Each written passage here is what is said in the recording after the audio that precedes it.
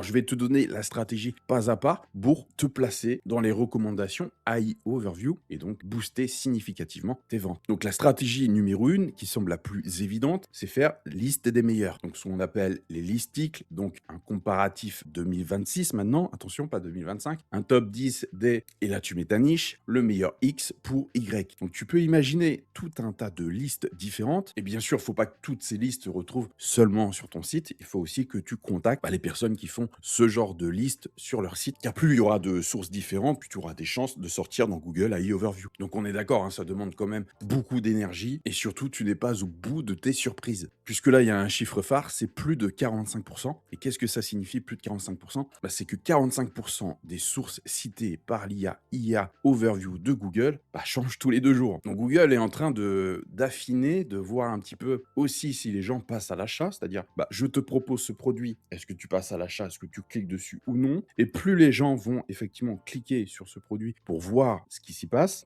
plus Google a trouvé la bonne réponse. Parce que ce que veut Google, c'est satisfaire l'utilisateur. Donc qu'est-ce que fait l'utilisateur? Est-ce qu'il clique sur cette page? Est-ce qu'il reste sur cette page ou est-ce qu'il se barre direct? Donc toujours pareil, il faut que ta page principale soit vendeuse et retienne l'utilisateur, qu'elle se charge vite, enfin toutes les notions du SEO. Et par rapport à ce chiffre phare, donc des 45%, il faut comprendre véritablement le vrai secret de l'IA. Comment rester de façon stable, recommandé par Google et par AI Overview. Ce qu'il faut savoir, c'est que l'IA scanne véritablement un large panel de mots-clés. Exemple, la personne tape meilleur drone pour voyager. L'IA ne répond pas seulement à la question, elle la décompose en dizaines de sous-questions, voire même plus, puis assemble les réponses. On le voit bien, hein, quand tu poses une question à Perplexity, par exemple, tu vois qu'elle recherche, donc là je t'ai pris l'exemple pour meilleur drone pour voyager, selon les informations qu'elle a sur toi, elle va peut-être chercher meilleur drone pour débutants, un drone résistant en vent, drone facile à piloter, drone résistant, un drone léger, une alternative à DJI, parce que tu as peut-être dit que tu as un DJI et que tu veux changer. Donc le but, c'est pas être seulement premier sur une liste d'articles, c'est d'être la réponse la plus fréquente vis-à-vis de toutes ces sous-questions. Donc non seulement il faut que votre site réponde à toutes ces questions-là, mais il faut aussi que les autres sites répondent à ces questions-là en vous citant.